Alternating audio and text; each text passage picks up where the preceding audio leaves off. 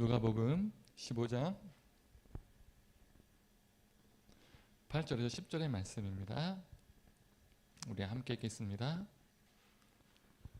어떤 여자가 10드라크마가 있는데 하나를 잃으면 등불을 켜고 집을 쓸며 찾아내기까지 부지런히 찾지 아니하겠느냐. 또 찾아낸즉 벗과 이웃을 불러 모으고 말하되 나와 함께 즐기자. 잃은 드라크마를 찾아내었노라 하리라.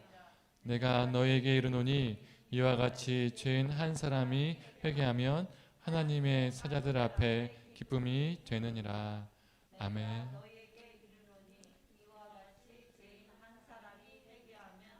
하나님의 사자들 앞에 기쁨이 되느니라. 아멘. 네, 오늘 말씀을 전하기 전에 잠깐 말씀드릴 게 있는데 지난 수요일에 저희 아버지가 소천하셨습니다. 우리 문자로, 전화로, 그리고 조문으로 여러 방법으로 위로해 주신 모든 분들께 감사를 드립니다. 여러분의 또 기도와 위로 덕분에 모든 장례를 하나님의 은혜 가운데 잘 마칠 수 있었습니다. 다시 한번 감사를 드립니다. 이제 말씀을 전하도록 하겠습니다. 하나님의 은혜가 이 말씀 가운데 있기를 간절히 소망합니다. 우리 성도님들도 물건을 잃어버렸는데 그걸 찾는 과정에서 답답해 본 적 있으십니까? 서랍을 뒤져도 안 나오고 집안 온 구석구석을 다 뒤져도 안 나오면 어떻습니까? 속이 터집니다. 마지막으로 어디에서 사용했는지, 내 그 물건을 어디서 잡고 있었는지 계속 기억을 되돌려보고 그러기도 합니다. 그러다가 찾았을 때 어떤 기분이 드십니까? 상당한 희열이 느껴집니다. 찾느라 고생했던 그 답답한 마음이 다 사라지는 것이죠. 얼마 전에도 저는 물건을 잃어버린 적이 있었습니다. 아버지가 위급하시다는 소식을 듣고 고향으로 급히 달려가다가 정신이 없어서 카드를 잃어버렸습니다. 나중에 잃어버렸던 것을 알았을 때 도대체 어디에서 그 카드를 잃어버렸는지 기억이 안 나더라고요. 알 수가 없었습니다. 자동차든 가방이든 온갖 곳을 다 찾아봤는데 계속 찾을 수가 없었습니다. 더 이상 그 상황들이 찾고 다닐 수 있는 상황이 아니었기 때문에 카드를 찾는 것을 포기하고 분신실고를 했었습니다. 그리고 그 당일에 여러 상황으로 인해서 다시 3번으로 올라오게 되었습니다. 그리고 다음날 아버지가 곧 돌아가실 것 같다는 소식을 듣고 또 급히 내려갔습니다. 아이들이 아직 어리기 때문에 화장실을 가야 해서 전날 지나온 휴게소를 또다시 들리게 되었습니다. 혹시나 싶어서 분신물 찾는 곳에서 제 카드가 있는지 확인을 해봤습니다. 정황이 없는 그 상황에서도 그 카드를 찾게 되었던 것이죠. 그 차를 찾게 되었을 때 별거 아닌 것 같은데 이미 분실 신고를 했는데도 불구하고 찾게 되니까 마음이 감사해지더라고요. 성도님들 모두 물건의 크고 작음을 떠나서 물건을 잃어버리고 그 물건을 찾아본 경험이 있을 겁니다. 그리고 물건 찾았을 때 그 희열 다 아실 겁니다. 오늘 본문도 무엇인가를 잃어버려서 찾고 다니는 이야기죠. 드라크마의 비유입니다. 한 여인이 10드라크마가 있었는데 그 중에 한 드라크마를 잃어버렸습니다. 등불을 켜고 온 집안을 온통 쓸면서 그 한 드라크마를 찾아다녔습니다. 샅샅이 뒤지고 그 한 드라크마를 찾기 위해서 온갖 노력을 했던 것이죠. 그리고 그 여인이 찾았을 때 무엇을 했습니까? 친구들과 이웃을 불러서 나와 함께 즐기자. 내가 잃어버린 드라크마를 찾았다라고 말합니다. 우리는 잃어버린 그 물건을 찾아서 이 여인이 기뻐서 한턱 쐈나 보다 이렇게 생각할 수 있습니다. 우리도 잃어버린 물건을 찾았을 때 그 희열 알잖아요. 그 기쁨 알잖아요. 그 짜릿함. 그래서 기분이 좋으니까 지인들 불러서 한턱 쐈나 보다 생각할 수 있습니다. 그런데요, 오늘 본문의 시대적 배경을 알면요, 조금은 이상합니다. 조금은 상식적으로 맞지 않는 내용이 나온다는 것이죠. 먼저 친구와 이웃을 불렀다는 것은 가볍게 한턱 쐈다는 것이 아닙니다. 여기서 친구들과 이웃을 불렀다는 것은 동네 큰 잔치를 베풀었다는 의미를 가지고 있습니다. 가볍게 차 한 잔 쏘는 정도가 아니었다는 것이죠. 그리고 한 드라크마를 찾아서 기분 좋다고 동네 큰 잔치를 베풀었다면 이 한 드라크마가 엄청난 가치가 있었다라고 생각해 볼 수 있죠. 그렇다면 이 한 드라크마는 어느 정도 가치를 가지고 있었을까요? 이 한 드라크마는 한 데나리온처럼 일용직 노동자의 일일 품삯이었습니다. 요즘 말로 하면 10만 원에서 15만 원 정도의 가치가 있는 화폐라고 보시면 될 것 같습니다. 그렇다면 좀 이상하지 않습니까?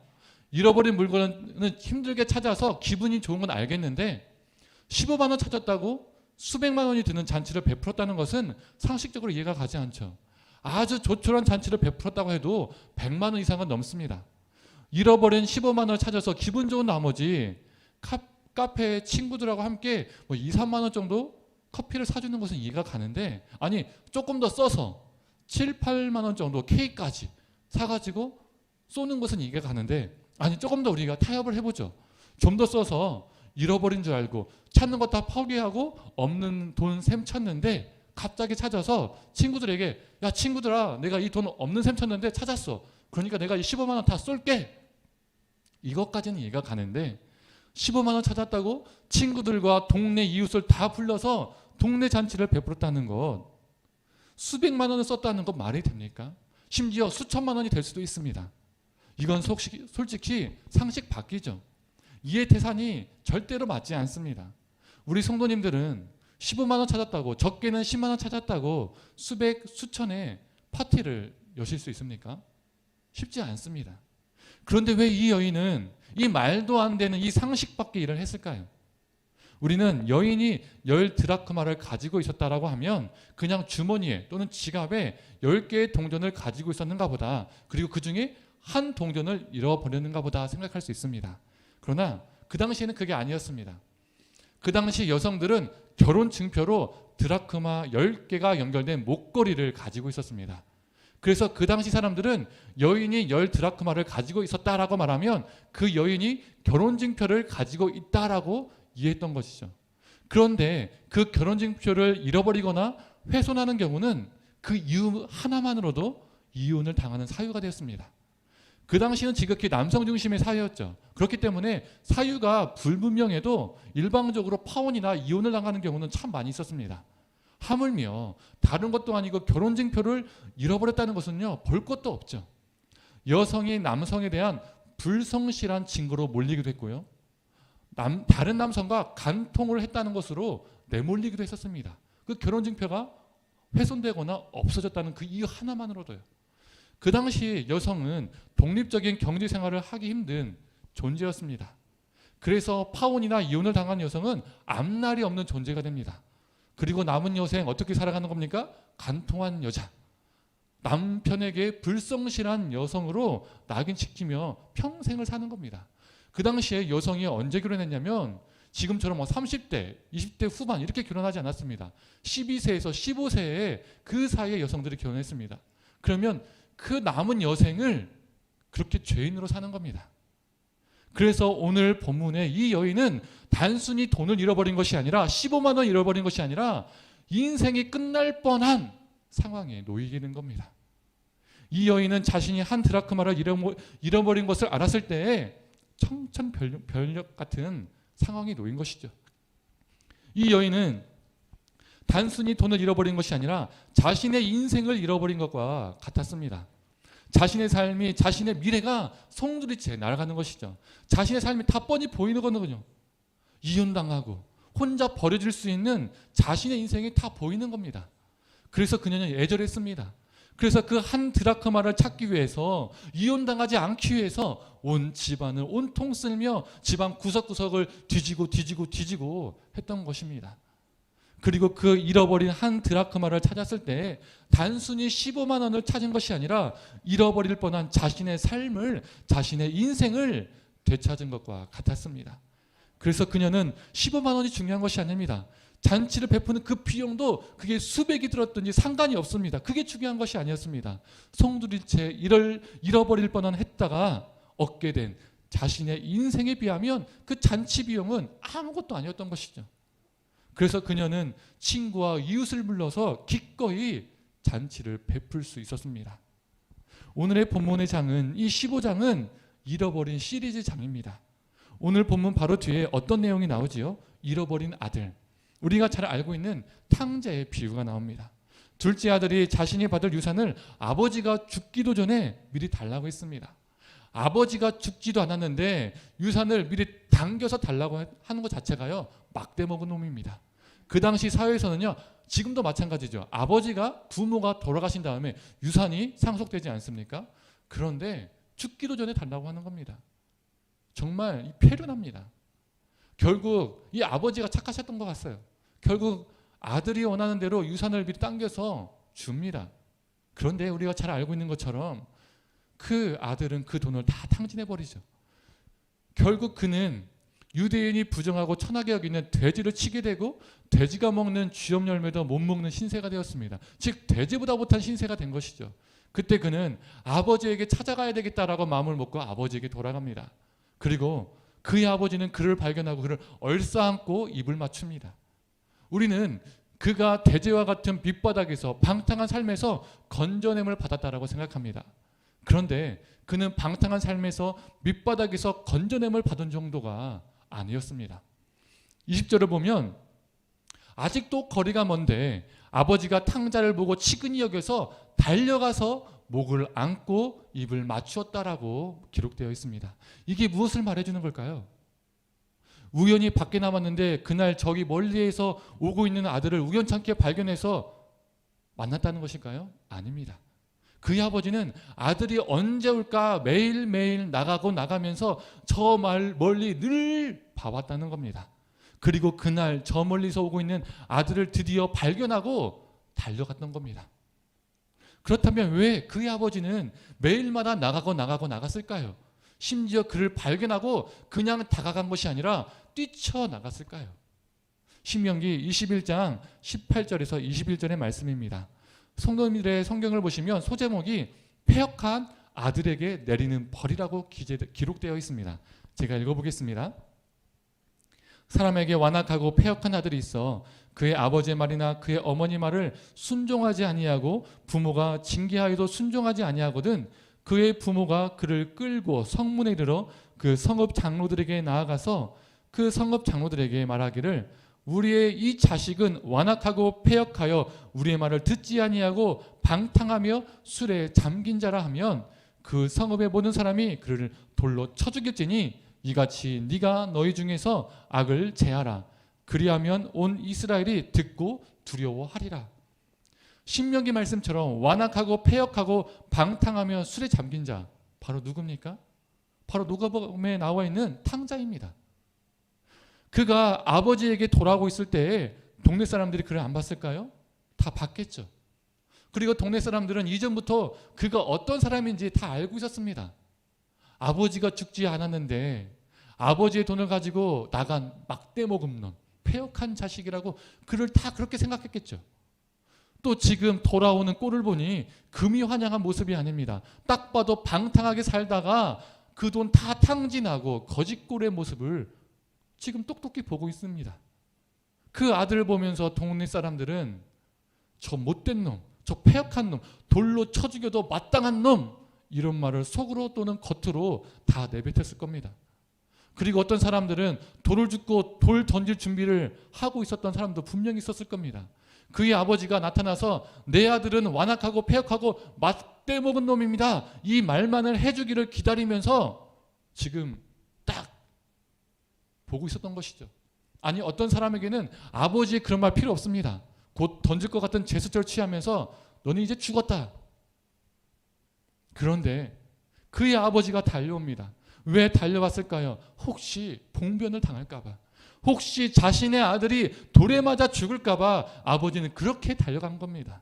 그리고 그 패역한 아들을 향해서 내 아들은 패역한 놈입니다 라고 말한 것이 아니라 아들을 얼싸안고 입을 맞춥니다. 이 모습이 주변 사람들에게 어떻게 보였을까요? 단순히 반가운 제스처가 아니라 아들을 죽음에서 건져낸 행위였습니다. 아버지가 얼싸안고 오는데 입을 맞추는데 누가 돈을 던질 수 있겠습니까? 아무도 없죠. 우리는 탕자가 돼지보다 못한 인생에서 방탕한 밑바닥 인생에서 돌이킨 사건이라고 생각하지만 그 이상의 사건입니다. 죽을 뻔한 인생, 돌로 쳐맞아도 죽어도 마땅한 인생을 아버지가 구해준 사건이죠.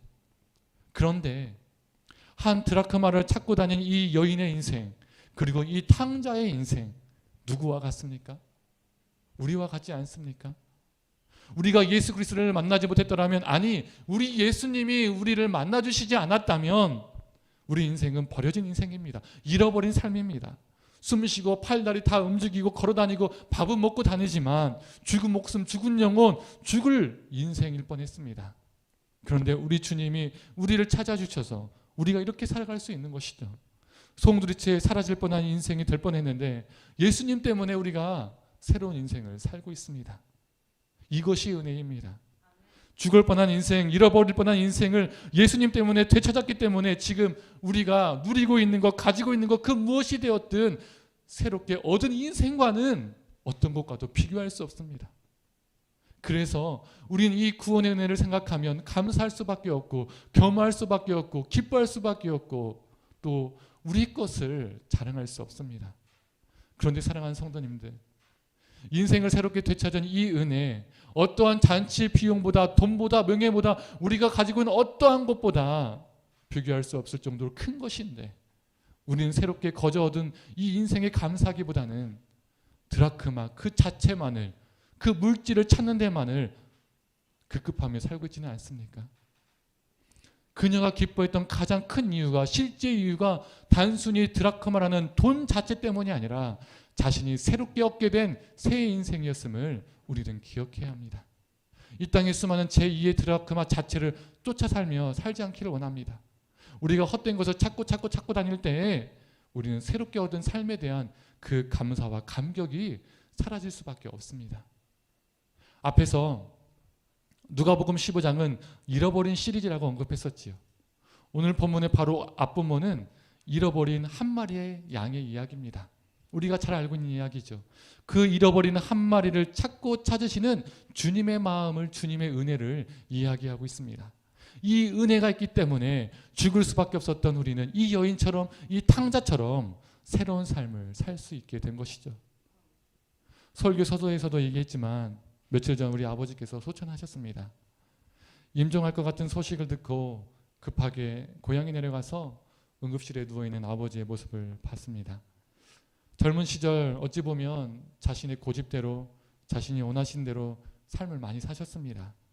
가정을 돌보시지도 않으셨고 폭력적이기도 하셨고 정말 혈기 있게 사셨던 분이셨습니다. 그런데 아무 힘 없이, 의식 없이 호흡기에 의존하며 누워있는 아버지를 보면서 순간 이루 말할 수 없는 오만 생각과 감정들이 밀려왔었습니다.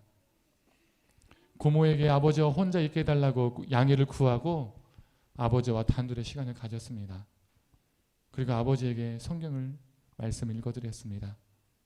예수께서 이르시되 나는 부활이요 생명이니 나를 믿는 자는 죽어도 살겠고 무릇 살아서 나를 믿는 자는 영원히 죽지 아니하니 이것을 네가 믿느냐. 이르되 주여 그러하리이다. 주는 그리스도시요 세상에 오신 하나님의 아들이신 줄 내가 믿나이다. 그리고 아버지에게 지금까지 하지 못했던 수많은 진솔한 이야기들을 했었습니다. 더 진작 해드리지 못했던 말들이었습니다. 그리고 아버지에게 아버지 천국에서 배워라고 말씀을 드렸습니다. 죄송하고 너무 더 사랑해드리지 못해서, 아니 제대로 사랑해드리지 못해서 죄송하다고, 사랑한다라고 아버지에게 말씀을 드렸습니다. 참 못난 자식이죠. 의식이 있었을 때 더 많이 해드렸어야 되는데 하지 못했었습니다.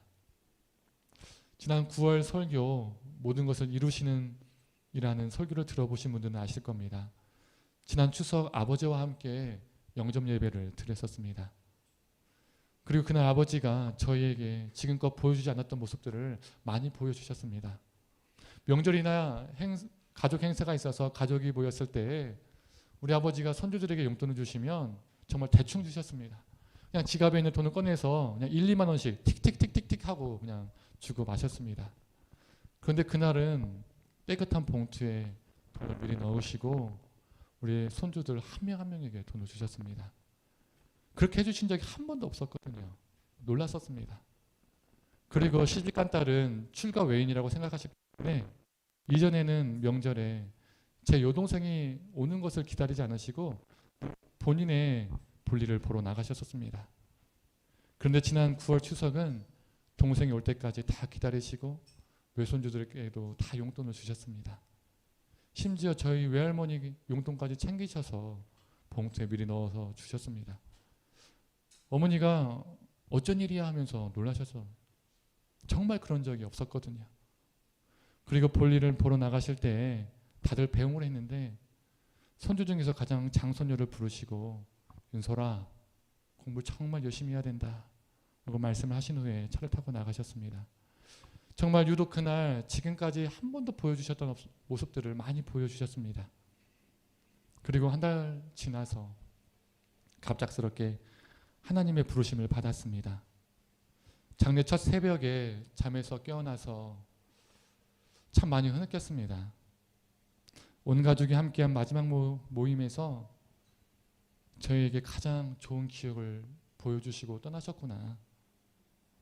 우리 하나님께서 참 그리도 우리 아버지를 찾고 찾으셨구나. 매일 기다리고 기다리셨는가 보다.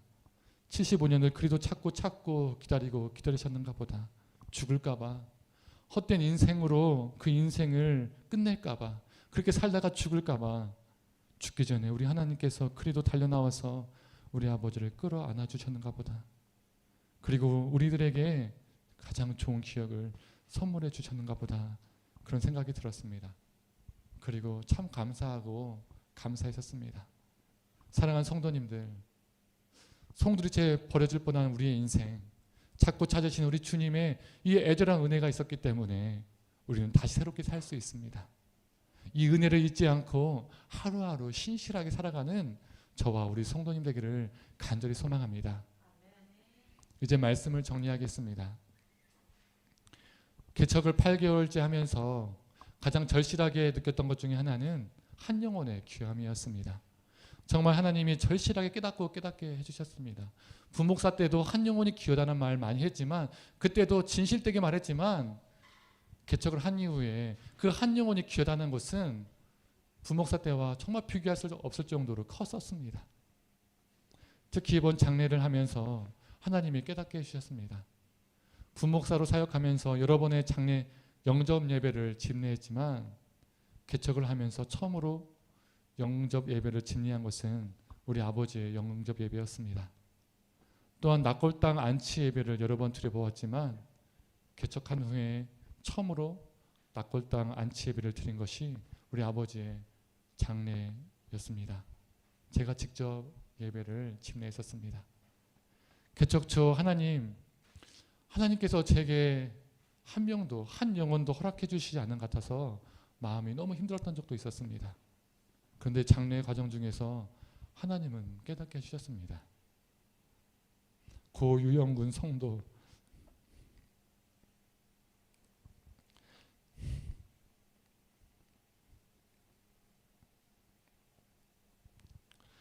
제 아버지가 개척 후에 하나님이 제게 허락해 주신 가장 첫 번째 성도였습니다. 그 한 영혼을 하나님은 찾으셨고 저는 그 한 영혼을 위해서 영접 예배를 드렸으며 장례 예배를 집례할 수 있었습니다.